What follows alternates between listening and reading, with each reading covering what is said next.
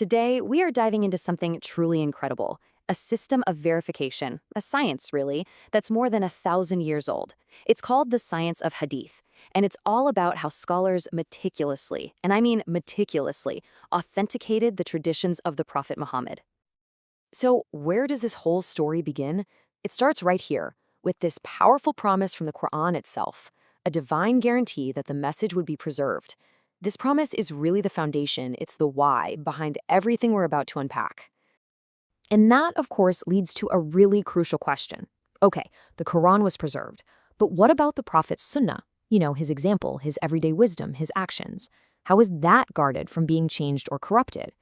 The answer is pretty amazing, and it's found in this remarkable intellectual tradition that grew to meet this exact challenge. So here's how we're going to break it all down. First, we'll touch on that promise of preservation. Then, we're going to dissect a hadith and look at its anatomy. After that, we'll see how scholars analyzed the chain of narrators, classified the actual content, and finally, how they reached a verdict. All right, first up, the promise of preservation. Look, the Quran and the Sunnah, they're completely intertwined. You really can't get the full picture of one without the other. So it just makes sense that preserving the Quran would have to include preserving the Prophet's example too. In those early days, this was a deeply personal mission. The Prophet's companions and the generations right after them, they used their incredible memories. They wrote things down, and they were so careful about passing on exactly what they saw and heard. It was this massive, organic effort to protect this precious knowledge. But, as time went on, the community grew and it became clear that a more formal, rigorous system was needed. And that's how the science of hadith was born.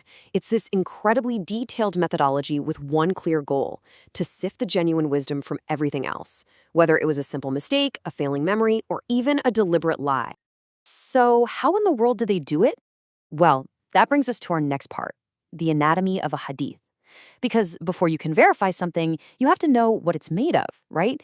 Think of it like we're about to look at the very DNA of a narration. So what is a hadith, really? Well, at its most basic, it's a report. It's a record of something the Prophet said, or did, or a description of him, or even something he quietly approved of just by not objecting to it. And every single one of these reports has a very specific, predictable structure. So every single hadith has three main parts. First, you've got the Matn. That's the actual meat of it, the story or the saying. Then you have the Isnad, and this is the chain of people who passed it down. And finally, there's the Tarif, which is basically just the first few words, a sort of identifier. Now that Isnad, it is everything. A really good way to think about it is as the ultimate academic citation. It's like the original, show me your sources. Without a solid, verifiable Isnad, the Matn, the text, is just a story floating around with no proof of where it came from. And this is where the real detective work kicks in. Our third section, analyzing the chain. Before scholars even bothered with what the hadith said, they put the Isnad, that chain of narrators, under an incredibly intense microscope. They basically attacked it from two angles. First, they looked at the links in the Isnad. Is it a continuous, unbroken chain all the way back to the Prophet? Or are there gaps? And second, they looked at the number of reporters at each link in that chain. Was it just one person telling another, or was it a whole group of people? So what's a broken chain look like? Well, one example is a Munqati hadith. This is like a chain of evidence in a court case where a link is missing, somewhere in the middle. The connection is broken, and that's an immediate red flag for any scholar looking at it. Another type is called a mursal hadith. This one has a very specific break right at the very top. It's when a successor, that's someone from the generation after the Prophet's companions, quotes the Prophet directly. But wait, they forgot to mention which companion they heard it from. That first, absolutely critical link is gone. Now, back to the number of reporters. The absolute gold standard here is Mutawatir. This means the hadith was passed down by so many people at every single stage that it's just logically impossible that they all got together to invent a lie. It's like a historic event witnessed by an entire stadium of people. Now, below that, you have ahad reports, which come through fewer people. And these are broken down even further. Mashhur, or famous, has more than two reporters. Aziz, or rare, has exactly two at some point. And then Gharib, or strange, relies on just a single narrator at some point in the chain. And you can bet that those got the most intense scrutiny. Okay, so once the chain has been put through the ringer, the focus finally shifts. Section 4, classifying the content.